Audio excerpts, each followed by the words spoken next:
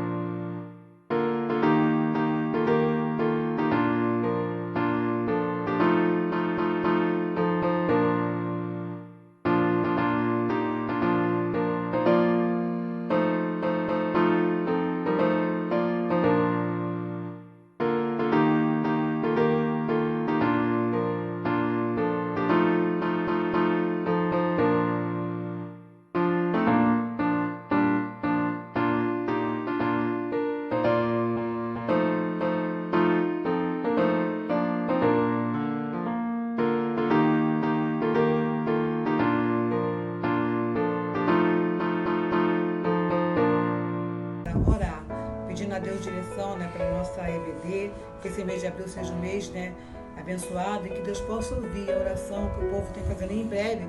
Com certeza e com fé em Deus estaremos voltando a estar na presença do Senhor, unidos na igreja, adorando a esse Deus maravilhoso. Senhor Deus, nosso Pai, obrigada, Pai, porque mais um domingo, Pai de amor, mais um mês, onde a igreja, Pai de amor, está orando, Pai de amor, intercedendo pela nossa nação, Pai. Que o Senhor possa estar abençoando nossos professores, nossos alunos, Pai de amor, e toda a administração da palavra da EBD, essa grande escola, Pai de amor, que tem nos ensinado a glorificar e benzer o teu santo nome, Pai. Abençoe cada um da nossa igreja, visite nossas casas neste momento. Nós oramos em nome de Jesus, seu Filho amado. Amém. Agora a irmã Rosemary vai trazer uma palavra para vocês. Logo após a palavra da irmã Rosemary, o Samuel estará louvando o hino, e após o cântico do hino, o nosso professor está com a palavra para ministrar a palavra de Deus a nossos amados irmãos. Um bom dia para todos. Deus abençoe. Bom dia, irmãos. No mês de abril nós comemoramos o Dia da Escola Bíblica Dominical, o mês da Escola Bíblica Dominical. Sabemos que estudar a Bíblia é muito importante para quem quer seguir Jesus, Na Bíblia nós aprendemos a verdade sobre Deus, sobre seu grande amor por nós. Ela também nos ensina como viver de maneira agradável a Deus. E sabemos que quem estuda a Bíblia obtém sabedoria e conhecimentos. Deus fala conosco através da Bíblia, ensinando e mudando nossas vidas. Quer seguir Jesus, Na Bíblia nós aprendemos a verdade sobre Deus, sobre seu grande amor por nós. Ela também nos ensina como viver de maneira agradável a Deus. E sabemos que quem estuda a Bíblia obtém sabedoria e conhecimentos. Deus fala conosco através da Bíblia, ensinando e mudando nossas vidas, Estudar a Bíblia nos ajuda a reconhecer a verdade e a não ser enganado por mentira. Quantas vãs doutrinas têm estado aí, proclamando coisas que não falam na palavra de Deus. E somente ao estudarmos a palavra de Deus que nós aprenderemos, a verdadeira vontade de Deus para a nossa vida, né? E agora eu vou fazer uma leitura de 2 Timóteo 3, de 15 a 17. Nos diz assim: porque desde criança você conhece as Sagradas Escrituras, que são capazes de torná-lo sábio para a salvação mediante a fé em Cristo Jesus. Toda a Escritura é inspirada por Deus e útil para o ensino, para a repreensão, para a correção e para a instrução na justiça, para que o homem de Deus seja apto e plenamente preparado para toda boa obra. Irmãos, vamos ser frequentadores assíduos da Escola Bíblica Dominical. Aqueles que ainda não são alunos da Escola Dominical, que sintam o desejo de estar ali todos os domingos estudando a Palavra de Deus. Só ganharemos, não perderemos nada em estar ali. Nós aprenderemos muito mais da Palavra de Deus, aprendermos como lidar com certas situações. E a nossa igreja está de portas abertas para todos aqueles que quiserem ser aluno da Escola Bíblica Dominical, a maior escola do mundo. Um abençoado dia para todos.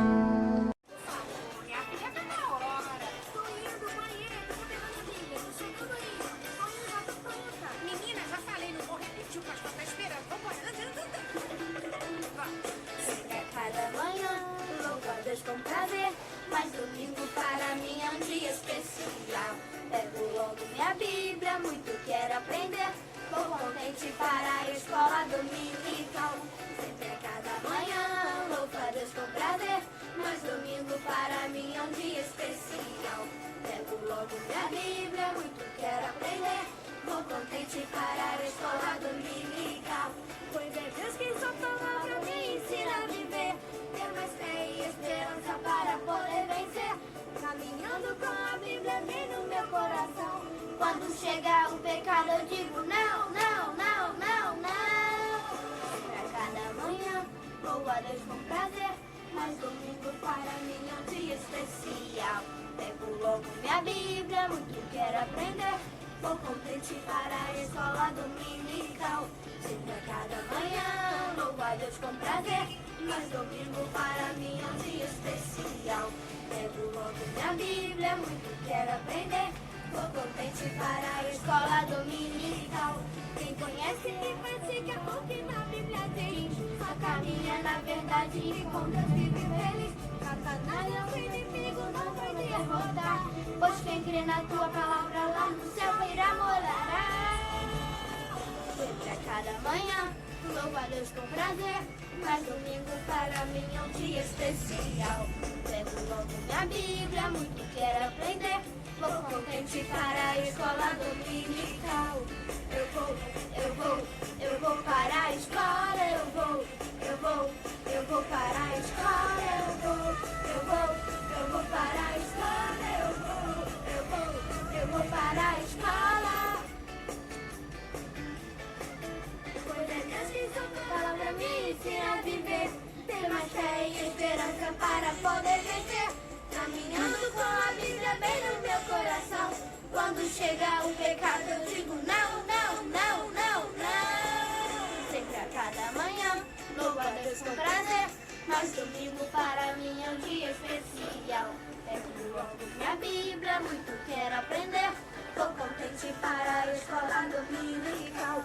Sempre a cada manhã, louvo a Deus com prazer, mas domingo para mim é um dia especial. Pego logo minha Bíblia, muito quero aprender. Vou contente para a escola dominical.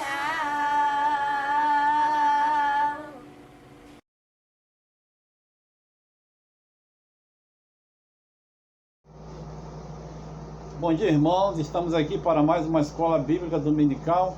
Nessa oportunidade, a lição 1, a primeira lição do segundo trimestre, tem por título A Conversão que Mudou a História.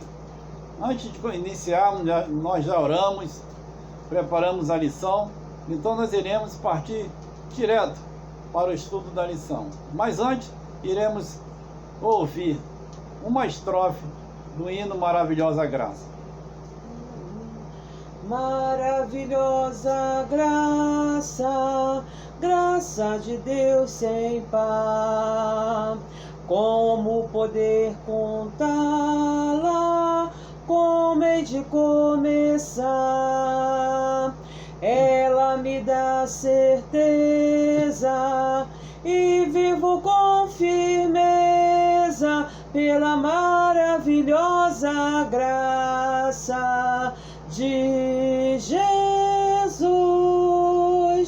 Graça, que maravilhosa graça, é imensurável e sem fim.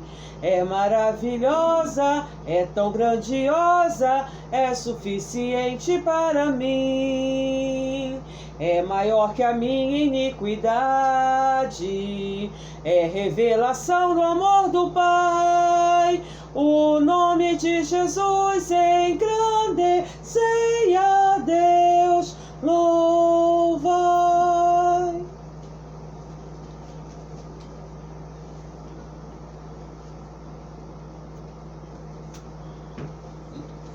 A nossa lição está baseada no livro de Atos, capítulo 9, todo o capítulo 9.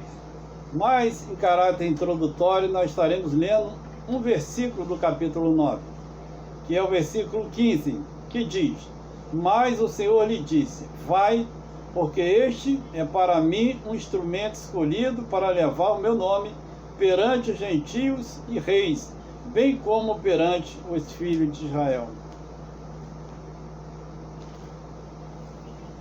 Esse texto, esse versículo que nós lemos, ele se refere a Paulo, uma pessoa que foi escolhida para levar a mensagem, conforme dito no versículo que lemos nessa oportunidade.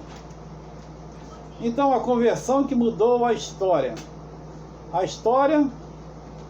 deste homem e a história de muitos de nós, é o que nós iremos pensar nessa manhã. Uma história que foi mudada. Tantas histórias têm sido mudadas, as nossas histórias, e Jesus, ele faz isso. Ele é aquele que tem poder para mudar a nossa história.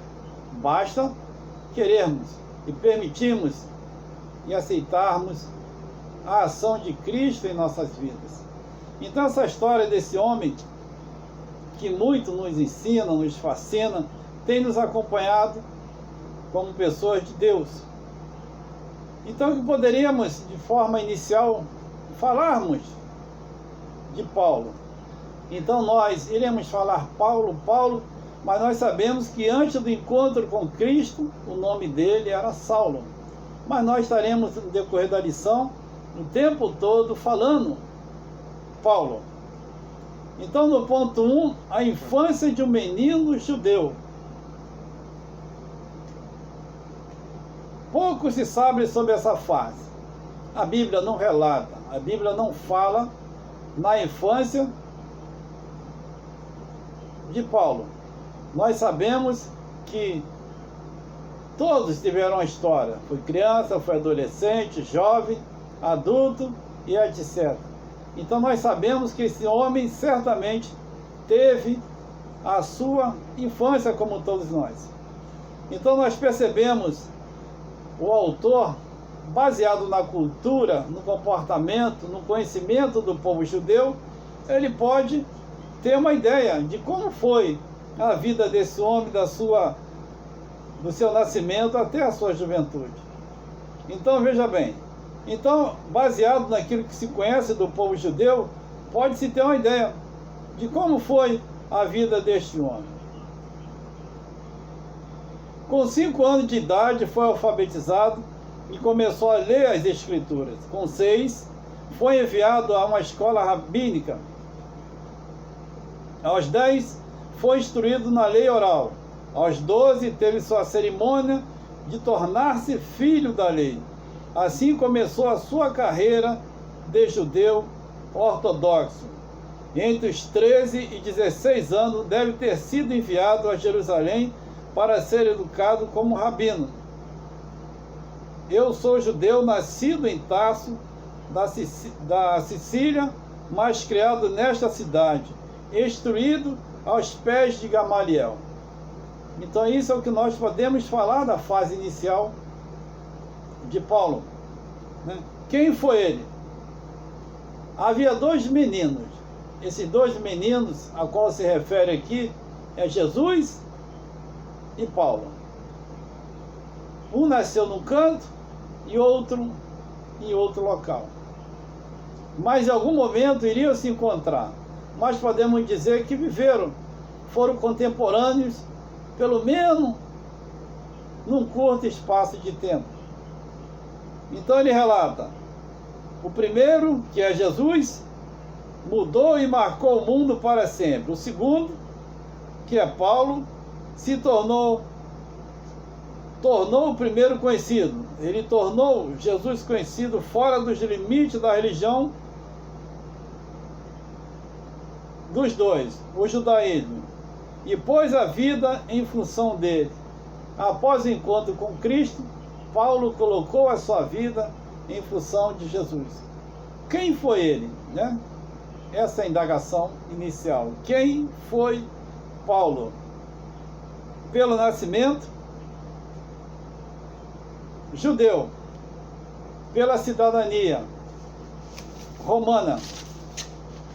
Então ele era um cidadão romano. Nasceu judeu, porém, em virtude do que nós já conhecemos dele, ele era um cidadão romano. Roma, na época, era a grande potência, né? O grande império romano. Como nós temos tantos países grandiosos no nosso presente século. Não temos uma hegemonia, um somente. Mas naquela época, Roma era só o grande império romano. E Paulo era um cidadão romano, ele tinha cidadania romana. Era um homem bastante culto. Então já, fase inicial, nós falamos que ele era uma pessoa que estudou, que se preparou. Ele era um homem bastante culto, tinha uma cultura muito grande. Pela sua religião, foi circuncidado. Ele era um judeu, certamente foi circuncidado, né, pela sua religião, que era um comportamento da religião judaica, não só judaica, mas no nosso caso, no foco da nossa lição, ele foi circuncidado. Espiritualmente, né, ele se coloca como o menor dos apóstolos. Então, Paulo, apóstolo de Jesus, ele se coloca como o menor dos apóstolos, né? Nem sou digno de ser chamado apóstolo. Ele se considerava dessa maneira. Ele considerava o menor e, mais além, não se achava nem digno de ser chamado apóstolo. Extraordinariamente culto, de grande capacidade. Ele tinha muita capacidade cultural. Ele era um homem bastante culto, bastante preparado intelectualmente. Ele cita ainda o maior bandeirante do Evangelho. Por quê? O maior bandeirante do Evangelho. Então nós que bastante conhecido na história do nosso país, nos seus primórdios, lá na sua fase da colônia, era um país colonizado, ainda não éramos um país, ainda não éramos nada, e na sua fase inicial apareceu a figura dos bandeirantes. Quem eram os bandeirantes? Aquela pessoa que foram desbravando o país. Começou no leste e foi caminhando na direção oeste, a fim de buscar riquezas e também atrás de mão de obra de graça. Isso fez com que o Brasil fosse caminhando na direção do oeste. E os bandeirantes fizeram isso. Por que essa comparação? Né? Paulo, o maior bandeirante do Evangelho. Porque foi Paulo, aquela pessoa que foi caminhando na direção do então gentio, daquelas pessoas que não eram judeus, mas ele também falou para os judeus, mas foi aquele que foi para vários lugares, várias cidades, vários povos diferentes, com o intuito de levar a mensagem do Evangelho do nosso Senhor Jesus Cristo. Daí essa comparação. Ponto 3. A transformação. Uma palavra de Paulo merece nossa atenção, por sintetizar sua vida. Nem sou digno de ser chamado apóstolo, porque persegui a igreja de Deus. Olha que impressionante. Ele diz que não é digno de ser chamado apóstolo, apesar da sua grande cultura, apesar da sua capacidade intelectual. Ele lá na frente conhece o Senhor Jesus, tem um encontro com Cristo, e no início da sua trajetória, ele fala que não é digno de ser chamado apóstolo. Impressionante, né? A sua atitude de humildade, a sua atitude como pessoa de Deus. Porque, em muitos casos, nós percebemos no nosso contexto do presente século que ocorre exatamente ao contrário. Algumas pessoas, líderes religiosos, até mesmo evangélicos, se postam de uma maneira contrária a de Paulo. Paulo humilde, e muitos se põem, em algumas ocasiões, de maneira, mesmo que velada, soberba. Põe suas fotos nas paredes, nas propagandas, nos programas, onde deveria o centro ser Jesus, e a pregação da mensagem de salvação, a mensagem que ele deixou a nos pregar. E muitas das vezes pessoas tomam esse lugar, se colocando como forma de destaque, como centro da programação. Muitas programações giram em torno do nome desse cantor, do nome desse pregador, do nome desse ou daquela pessoa considerada conhecida e importante. E a gente lembra da palavra quando alguém diz, né, que ele cresça e que eu diminua. Aí você percebe em muitos casos pessoas fazendo o contrário, né? Onde o centro deveria ser Cristo, onde o nome a ser falado deveria ser Cristo, onde a mensagem pregada deveria ser de Cristo. E muitas pessoas têm se colocado numa posição contrária. E Paulo fala exatamente diferente. Ele diz que não é digno de ser chamado apóstolo. Apóstolo, mudança do seu se deu no caminho de Damasco. Então, ele ia para mais uma tarefa. A tarefa dele era prender, maltratar os cristãos, mas algo aconteceu na vida daquele homem. Algo aconteceu que mudou completamente a sua história. Ele teve um encontro com Jesus. Não foi qualquer encontro, não foi qualquer coisa que aconteceu. Ele não ficou doente, ele não foi atropelado. O que mudou a vida daquele homem não foi a circunstância do encontro, mas foi a pessoa que ele encontrou. Então muitas pessoas querem mudar a vida achando que vai ter uma grande tragédia na sua vida. Olha, só uma tragédia pode mudar a vida de pessoa A e pessoa B. Uma doença, um desastre, alguém morreu, mas na realidade não é circunstância que mudou a vida daquele homem. O que mudou a vida daquele homem foi exatamente o encontro. Foi o Senhor Jesus. O encontro com Cristo veio a mudar a vida daquele homem. Então Jesus Cristo é aquele que muda as circunstâncias, a história de vida das pessoas. Então quando alguém tem um encontro com Cristo, algo vai acontecer na vida dele, como aconteceu na vida de Paulo. Eu então Saulo e agora Paulo.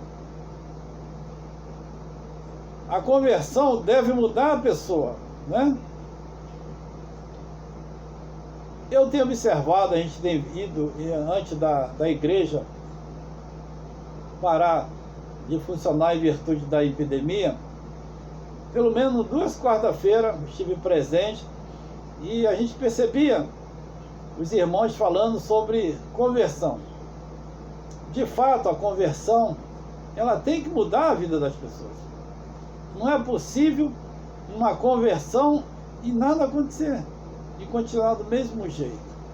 Então, se não mudou nada, se percebe, ou se pode pensar, que não houve conversão, porque conversão precisa mudar, algo precisa acontecer.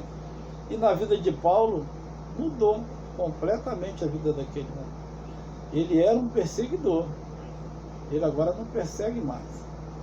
A partir do encontro com Cristo, você não vai encontrar Paulo fazendo mais nenhuma maldade contra os crentes, contra os cristãos, contra a igreja, não contra nada.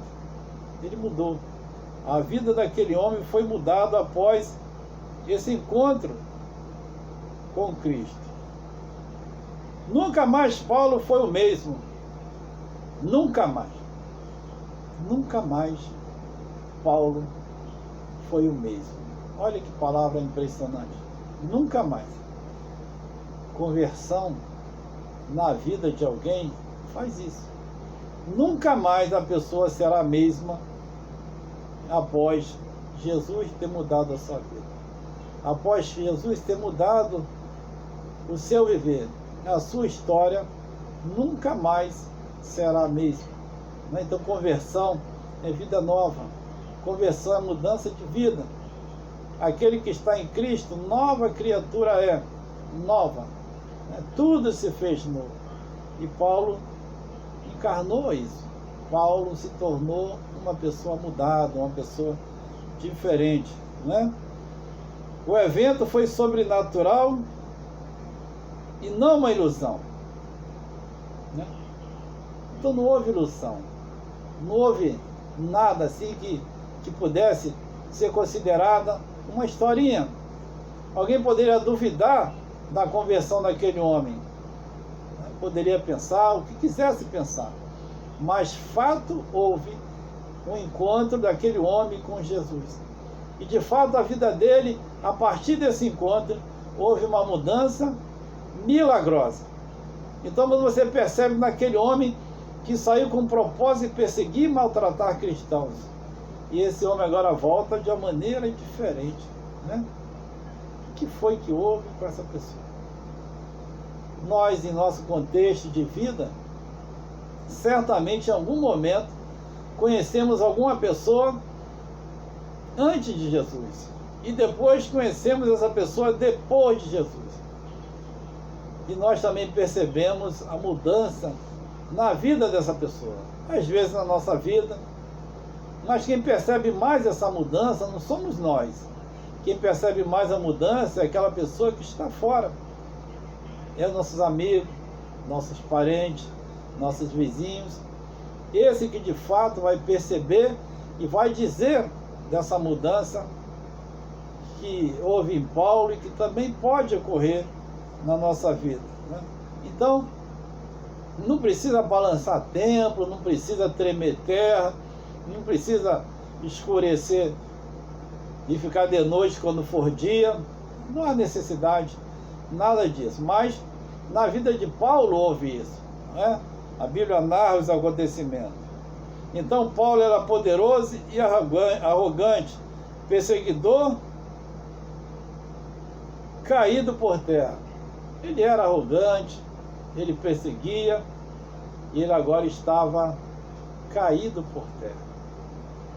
Ele estava prostrado diante do Senhor Jesus. Então é interessante a gente falar aqui com relação à perseguição que ele procedia aos cristãos. Aí você vai pensar, nossa, mas ele perseguia os cristãos. Mas na realidade, ele perseguia Jesus. Na realidade, ele se opunha ao Senhor Jesus. Então, quando você lembra do momento na vida do povo de Deus, o judeu, quando ele era conduzido por Deus através dos juízes, e eles decidiram a ter um rei como todo mundo. E Samuel ficou bem triste. Aí Deus fala para Samuel, olha, não foi você que eles rejeitaram, foi a mim. Então, exatamente, as pessoas quando se opõem, ele não luta, não faz maldade ao crente, se esse crente estiver a serviço do Senhor. Ele se opõe diretamente ao Senhor Deus. Então Paulo, ele não fazia maldade, não perseguia o cristão. Aí alguém mais perseguia os cristãos, fazia maldade. Mas o cristão estava a serviço de Deus, estava a serviço do Senhor Jesus. Então, dessa forma, Paulo se colocava como oponente de Jesus, oponente de Cristo, fazia oposição a Jesus, não é? Então, isso que ele fazia. Então, muitas pessoas, às vezes, querem perseguir o cristão, fazer maldade, calúnia, perseguição mesmo que velada ao moço, à moça crente.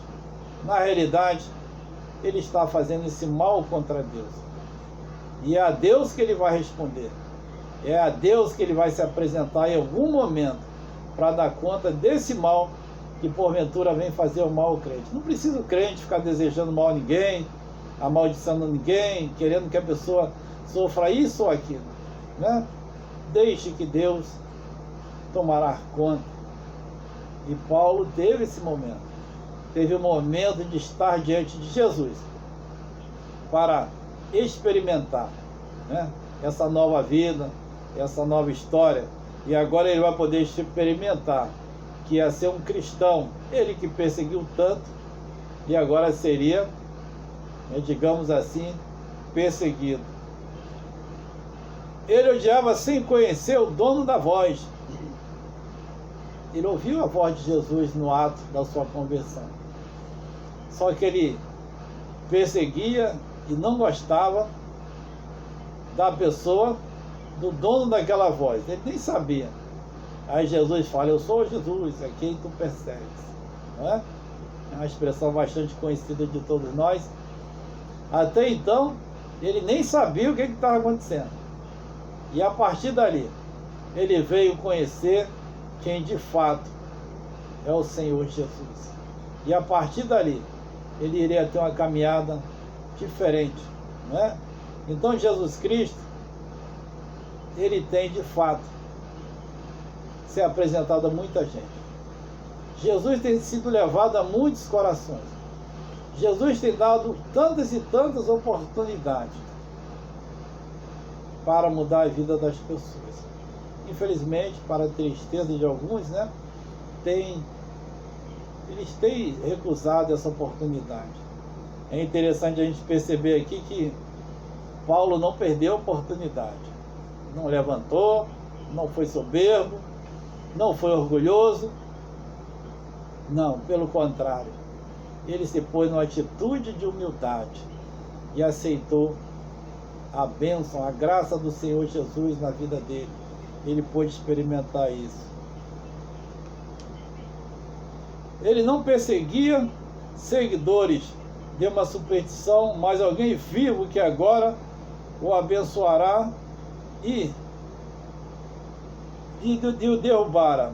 Jesus era real, né? Jesus é real. Aí alguém pode pensar: poxa, mas é lógico, Jesus é real, né? É simples. Jesus é real. É simples, na leitura nós dizemos aqui: Jesus é real. Mas na verdade, cada crente precisa se portar com essa certeza que Jesus é real. Então, quando nós lidamos com algo que nós sabemos que é real, nós temos uma postura completamente diferente. Se eu tiver um fio ligado na energia e eu estou vendo que ele está ligado, está tudo certo, está tudo funcionando, eu posso pensar: essa energia é real. Eu não vou lá meter a mão no fio desencapado. Por quê? Porque eu sei que é real. Eu sei que eu meter a mão ali, eu poderei tomar um choque pequeno ou grande. E eu respeito aquilo ali, tomo as precauções e procedo sabendo que aquilo é real. O que isso tem a ver com Jesus, né? Então nós percebemos que Paulo, quando teve encontro com Cristo, ele recebeu algumas recomendações no primeiro momento. E ele foi exatamente fazendo aquilo ali que foi orientado pelo Mestre, pelo Senhor Jesus. E a vida dele foi assim. Se ele sabe que Jesus é real, aquilo que ele manda também é real. Logo, tem que ser obedecido. Então Jesus é real. O que ele fala é real. As suas recomendações, os seus ensinos são verdade pura e precisa ser observado, seguido, para que possamos verdadeiramente experimentar as bênçãos existentes na promessa de Deus. Então Paulo poderia escutar lá na frente, talvez em algum momento não obedecer, mas se isso fizesse, não iria experimentar a verdade, não experimentar as bênçãos de Deus na vida dele, não poderia experimentar tudo que ele passou na vida, caso fosse desobediente. E o crente não é diferente, né? Ele precisa, muitas das vezes, experimentar as promessas de Deus, as graças de Deus, aquilo que Deus tem para fazer na sua vida. Porém, é necessária a obediência, né? Jesus é real. Então a postura do crente, na certeza que ele é real, é fazendo aquilo que ele mandou, é fazendo aquilo que ele determinou, né? Para que possa experimentar a graça, né? Que Deus tem colocado na vida de todos nós. A graça de Jesus o alcançou. Mais à frente ele aborda isso. Alcançou ele, buscou ele, tirou ele de uma história não muito boa, ruim a história dele, mas a graça alcançou a Paulo e ele agora era uma pessoa diferente, né? Quantas pessoas precisam ser alcançadas pela graça de Jesus? Nós não temos a ideia da quantidade, mas sabemos que são muitas. Muitas pessoas já foram alcançadas pela graça, mas muito mais ainda tem pessoas necessitando dessa graça, necessitando de uma história diferente. E Deus tem essa história. Deus quer escrever uma história nova para cada ser humano. E a história de Deus, nós acostumamos nos filmes, né, nos antigos, quando éramos bem mais novos, ninguém gostava de ver um filme cuja história seria ruim ou diferente do normal. Era muito comum nas historinhas infantis antigamente, muito antigamente, quando eu era criança, sempre finalizava com a seguinte frase: e todos viveram felizes para sempre, não é? Era o finalzinho das histórias, era bem lembrado. Quem tem mais ou menos a minha idade, um pouco mais, ou um pouco menos, deve constatar que tinha essa expressão: todos viveram felizes para sempre. E quem quer ter uma história, né, cujo final seja dessa forma, feliz, precisa ser uma história feita por Deus. Então Deus, ele tem a história de felicidade para cada ser humano. Deus tem, não é? E ele quer mudar a história do ser humano.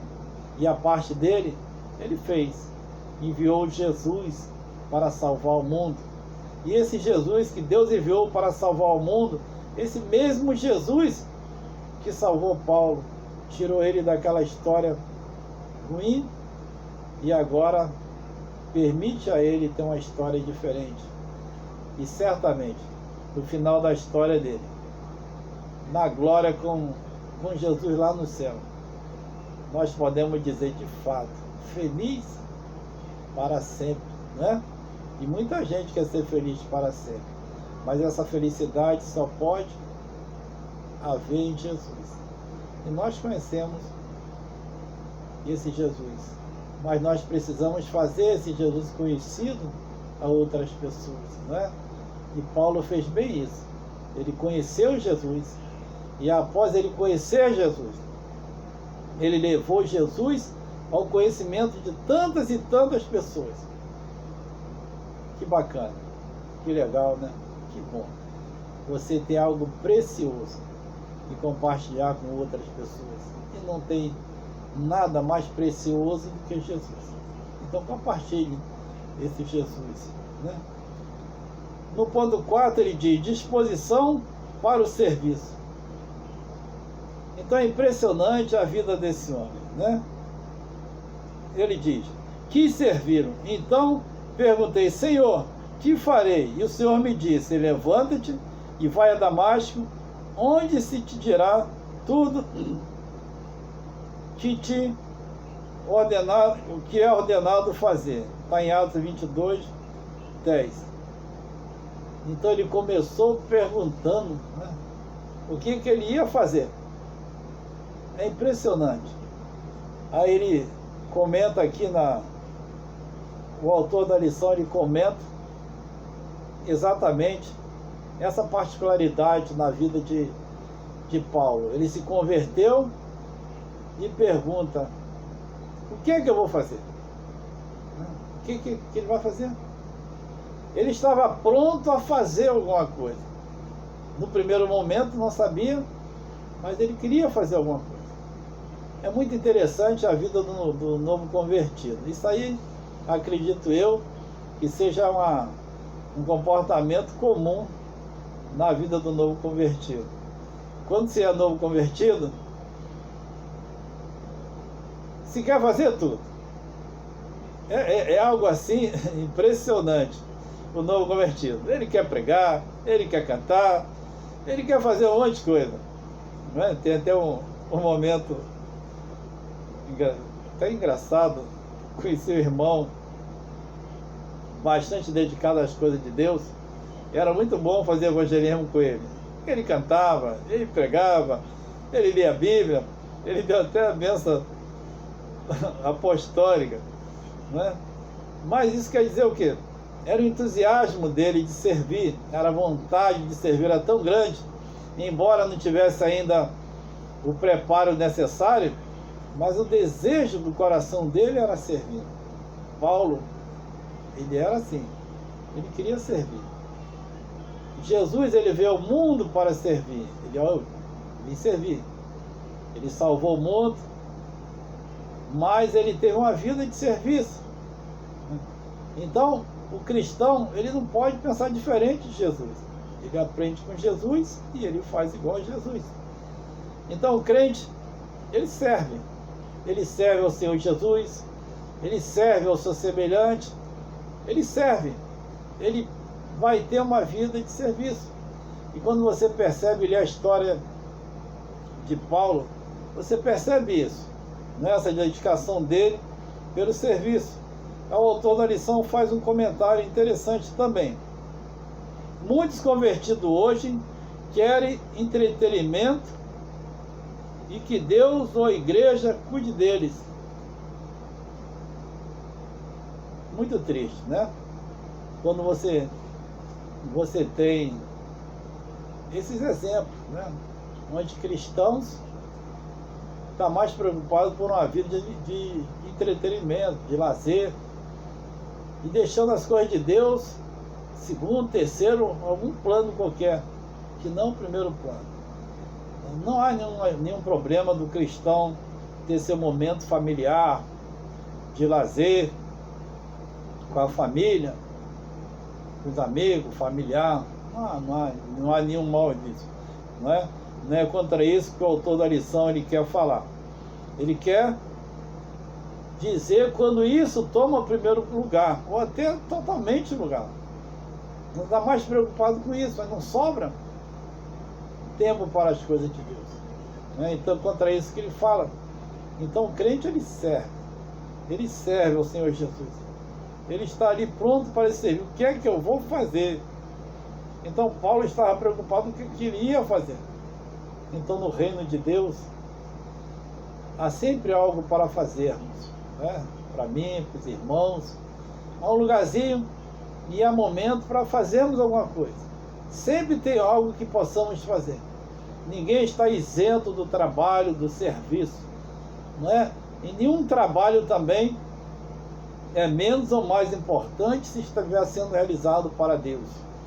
Então, se Deus que mandou fazer o trabalho, está aí a importância do trabalho. Então, a sua ação, o seu serviço, ele será importante pelo fato de estar sendo feito para Deus. Então, Paulo, ele estava a serviço do Senhor Deus, se apresentou ali e prontamente queria fazer algo para Deus.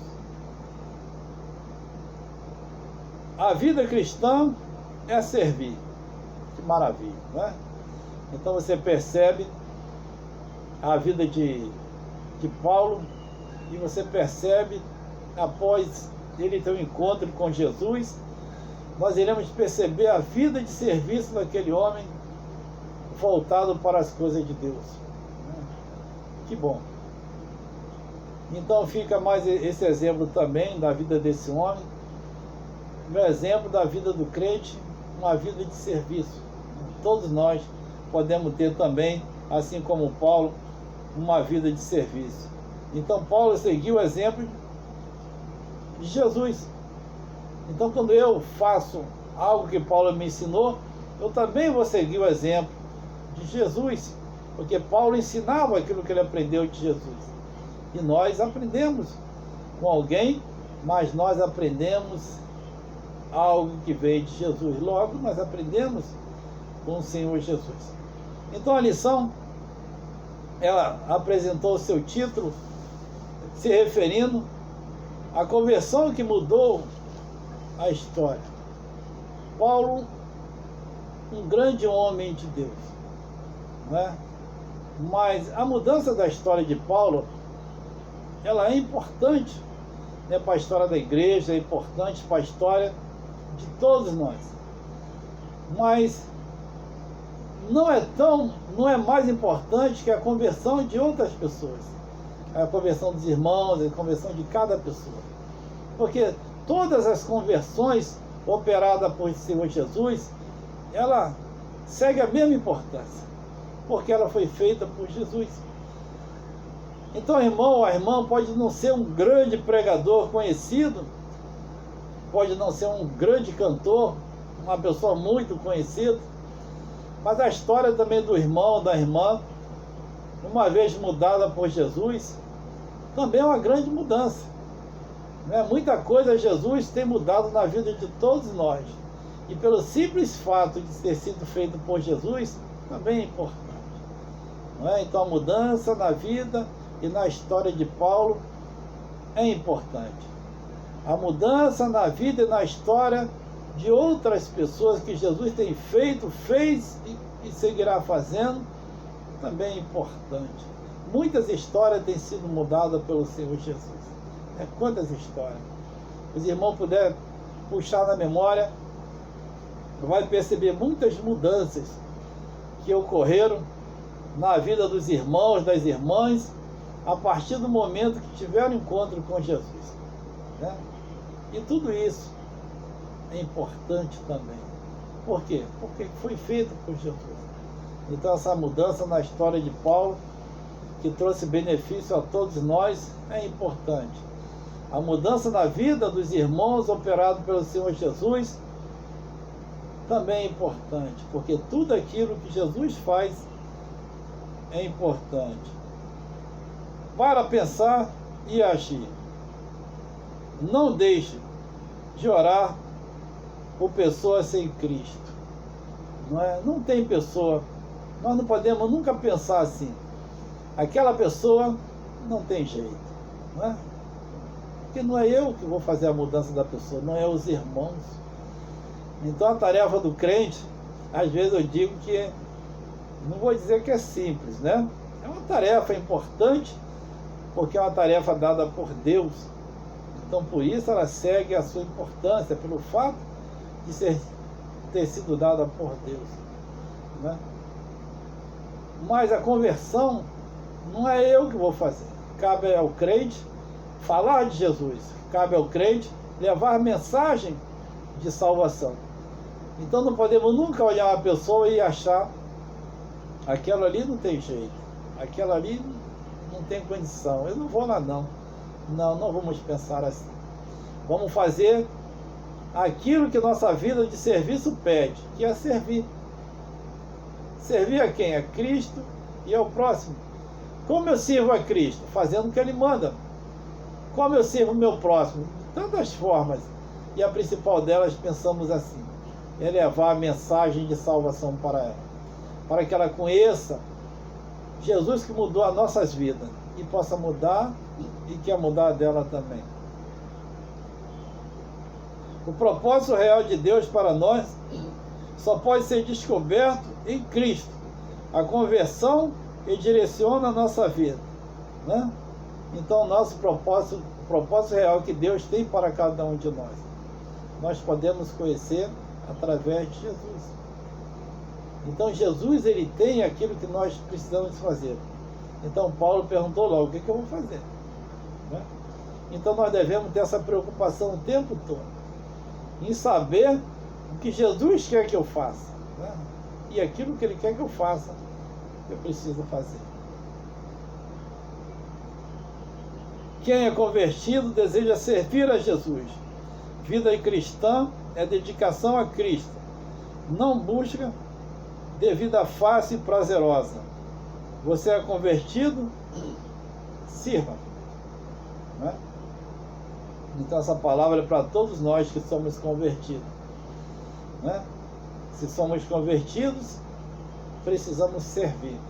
Servir aquele que nós já mencionamos no decorrer da lição. Né? Servir. Procurar aonde eu posso fazer. Procurar aonde eu posso servir. Procurar aquela tarefa que precisa ser realizada e que Deus quer que eu proceda. Então, irmãos, essa é a nossa palavra, a nossa lição dessa manhã, onde um homem que tinha uma vida difícil teve um encontro com Jesus. E a partir desse encontro, esse homem teve a sua história mudada. Esse homem teve seu nome mudado. Esse homem se tornou um novo homem. Então, se você, eu, nós queremos vidas melhores, precisamos levar essas vidas àquele que pode tornar melhor essas pessoas. Esse alguém é Jesus. Né?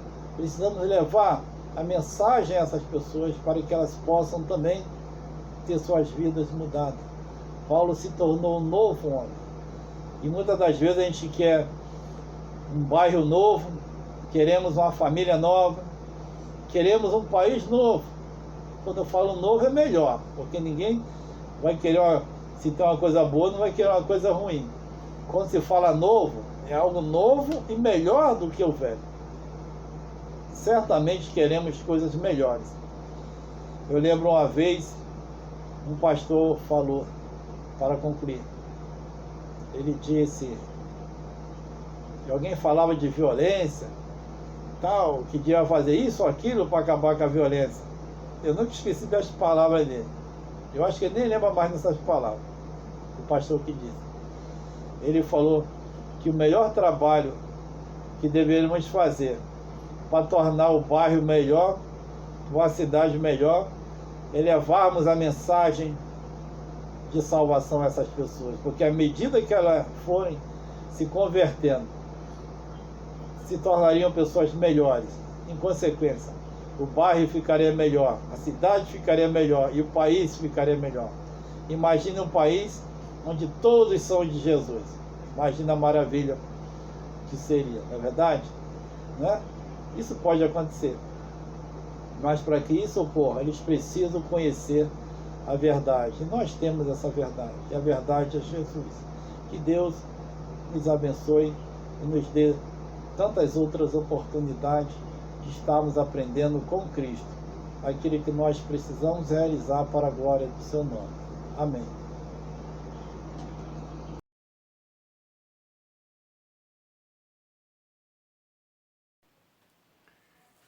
Bom dia, irmãos, bom dia a todos que estão conosco nesta manhã, acompanhando o culto após a EBD da Igreja Batista Central em Rocha Sobrinho.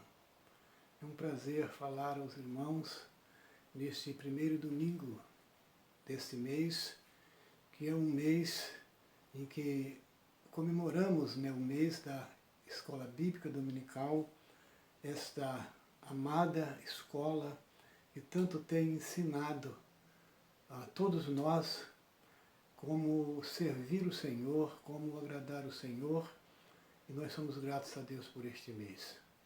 Este mês, por certo, em muitas igrejas estivesse funcionando em estado normal, estaríamos fazendo comemorações alusivas à Escola Bíblica Dominical. Mas não podemos esquecer que esta escola é uma escola em que abençoa as pessoas em todo o mundo. É uma escola centenária, é uma escola maravilhosa. A Escola Bíblica Dominical é como uma mãe, aquela mãe em que ensina as crianças desde pequeno. Desde a menoridade, a Escola Bíblica Dominical tem a alegria, tem o prazer em ministrar a estas vidas para que elas cresçam na casa de Deus. Então é como uma mãe, a Escola Bíblica Dominical. Ela ensina também os adolescentes, os jovens e os adultos. Todos nós aprendemos através da EBD. Eu quero convidar você nesta manhã a estar lendo comigo a Palavra de Deus, apenas um verso que se encontra no livro de Provérbios, capítulo 30, verso 31. É o verso que nós vamos ler. Digo, Provérbio 31, o verso 30, diz a Palavra de Deus: enganosa é a graça, é a vaidade, a formosura. É vaidade a formosura, mas a mulher que teme ao Senhor, esta será louvada. Lemos de novo.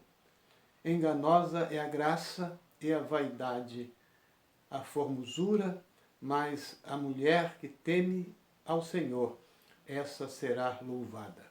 Nós queremos nesta manhã estar focando, esta figura abençoada, esta figura em que é abençoadíssima nas nossas igrejas, especialmente no que diz respeito ao ensino, ao cuidado da palavra de Deus. Então as mulheres, elas são especiais como servas de Deus no reino de Deus. E é sobre algumas delas que eu quero falar nesta manhã. Mas a ordem que Jesus deixou é uma ordem para todos nós. É a ordem que está lá em Mateus, capítulo 28, do verso 18 ao verso 20. É aquela ordem com respeito a ir pregar o Evangelho a todas as pessoas. Tá? Então, essa ordem é uma ordem que foi expressa para todos nós. Não somente para as mulheres, mas também para aqueles que servem a Jesus. Tá? Homens, mulheres, que devem trabalhar para transformar o mundo para a alegria de Jesus. Então, eu quero convidar as mulheres nesta manhã a se engajar conosco nesta campanha de missões mundiais. Esta campanha em que tem como tema transformar o mundo. Transformar o mundo com a alegria de Jesus. Tá? Quero lembrar também que isso é possível se nós tomarmos, cada um de nós, o compromisso com o Senhor. Se estivéssemos em tempos normais da igreja, cultos normais, nós teríamos tido ontem, que foi o sábado marcado para a feira missionária. Esta feira em que tanto tem nos abençoado e abençoado também a igreja. Mas não foi possível realizarmos, nós somos gratos a Deus. As mulheres da igreja são aquelas em que têm tido participação mais efetiva nesta feira. E nós queremos agradecer a Deus pela vida de todas vocês, que têm trabalhado arduamente para levantarmos as ofertas, que são ofertas que são encaminhadas para missões. Parabéns às mulheres, estas heroínas de Deus, que têm se esforçado para que a obra de Deus possa ser levada até os confins da terra. É sabido pelas irmãs, por todos nós, que na comunidade judaica, a mulher ela não era valorizada. A mulher não tinha um lugar como nós temos hoje na cultura do nosso tempo. Mas eu quero dizer às irmãs que as mulheres, mesmo vivendo esta situação na época passada, mas elas sempre tiveram um lugar especial no coração de Deus. Deus sempre olhou para as mulheres com um olhar em que alcançou muitas delas para louvor da sua glória. Então, queridas irmãs, nesta sociedade atual, Deus tem apropriado de vocês para que vocês possam fazer a sua obra. A mulher, nem mesmo na época passada, era contada.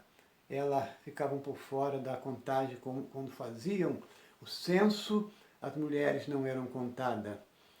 Mesmo neste contexto social, Deus espera a mulher, Deus dispensa a mulher cuidados maravilhosos, cuidados em que nós podemos observar através da palavra de Deus. Vemos quantas mulheres que eram estéreis foram abençoadas para cumprimento dos propósitos de Deus no tempo passado. Elas não ficaram de fora do propósito de Deus. E nós podemos enumerar algumas delas, mulheres em que Deus utilizou para abençoar a humanidade. Temos o exemplo de Sara, que, segundo a história, aos 90 anos de idade, ela ainda engravidou-se e deu à luz a Isaac, grande homem de Deus, excelente homem de Deus. Temos Raquel, também, que viveu a mesma experiência da esterilidade, mas Deus o abençoou e ao tempo ela deu à luz a alguns filhos, e entre eles temos José, o grande José, o homem que Deus usou como instrumento para abençoar o seu povo, para salvar o seu povo da miséria, da fome, não só o seu povo, mas tantos outros, até mesmo os egípcios que iam sofrer as consequências da seca. Deus usou José, homem de Deus, filho de uma mulher abençoada que era estéril. Temos também Ana, a incansável serva de Deus, que viveu esta situação de desprezo, de abandono, muitas vezes até de crítica, porque era estéril e não tinha filho.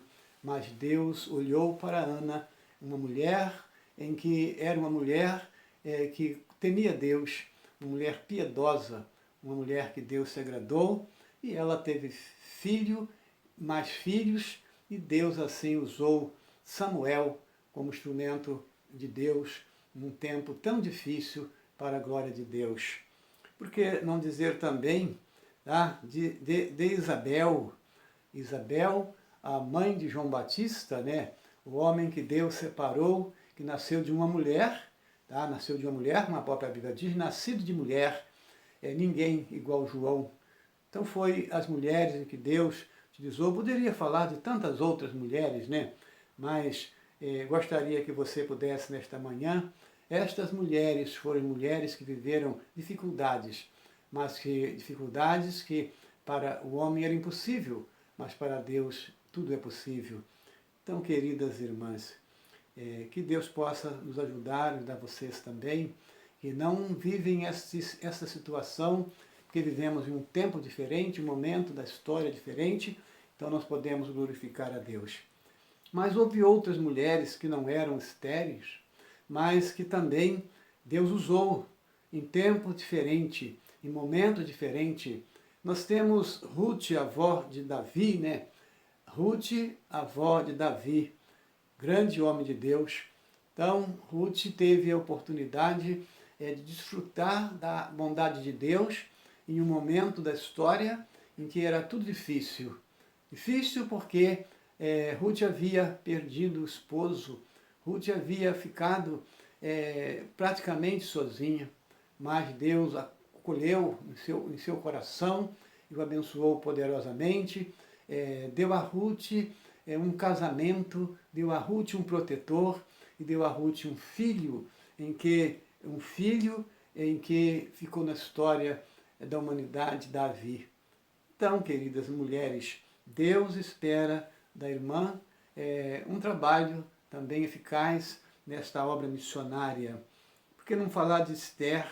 Esther, em que Deus usou esta mulher, em momento que o povo de Israel, o seu povo, seria eliminado se não fosse a ação de Deus na vida desta mulher. Deus pode usar a mulher em momentos diferentes para abençoar vidas. Deus pode usar você também, querida irmã. Eu gostaria também de lembrar Raabe, uma mulher desprezível, uma mulher em que não era considerada na sociedade por causa, segundo a história, da sua vida, que não era uma vida muito normal para a sociedade. Mas Deus usou Raabe. Raabe é uma mulher que vai nos trazer uma história, né, de salvamento, de livramento. Se colocou sua vida em risco para salvar pessoas, para tirar pessoas no momento em que era necessário, que eram os espias que foram olhar a terra. E no Novo Testamento nós temos Lídia, convertida através da mensagem do apóstolo Paulo, né? Convertida ao Evangelho da Graça de Deus, uma mulher que era comerciante, mas que se tornou uma bênção no reino de Deus através de um missionário que era o apóstolo Paulo. Então Lídia, ela pôde acolher Paulo, acolher a igreja em sua casa. Então foi uma mulher que também participou da obra missionária através dos seus esforços. Então as mulheres têm também a oportunidade de servir a Deus. Pensamos também em Marta e Maria, duas irmãs, que era irmã de Lázaro, né? Como todos sabem, e esta família foi uma família em que acolheu Jesus. Em muitos momentos Jesus esteve naquela casa, pôde compartilhar ali experiências gloriosas com essas duas mulheres. Mulheres grandiosas, mulheres em que legaram ao ministério de Jesus apoio, momentos felizes ali em Betânia. Então, as mulheres sempre esteve presente no programa de Deus para abençoar pessoas e até mesmo para abençoar Jesus. Jesus teve as mulheres em que foram também apoiadoras do seu ministério. Está registrado na palavra de Deus. Por que não falar de Maria, mãe de Jesus, agraciada de Deus, que Deus separou entre tantas mulheres para que essa mulher pudesse trazer ao mundo o nosso Salvador, aquele que é a razão da existência da igreja, aquele que é a razão da nossa fé, aquele que é a razão da nossa alegria, aquele que é a razão do nosso contentamento, do nosso gozo, aquele que nos traz cada dia mais desejo de fazer a obra de Deus, de investir nesta obra, que é a obra de missões mundiais.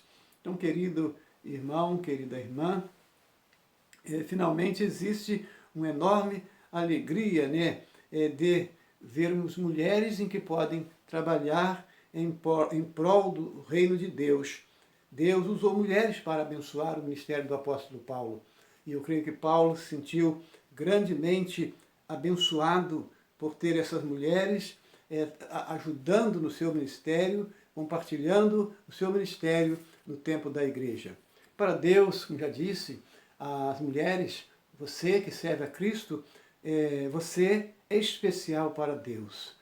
É especial para Deus para nos ajudar a transformar o mundo para a alegria de Jesus.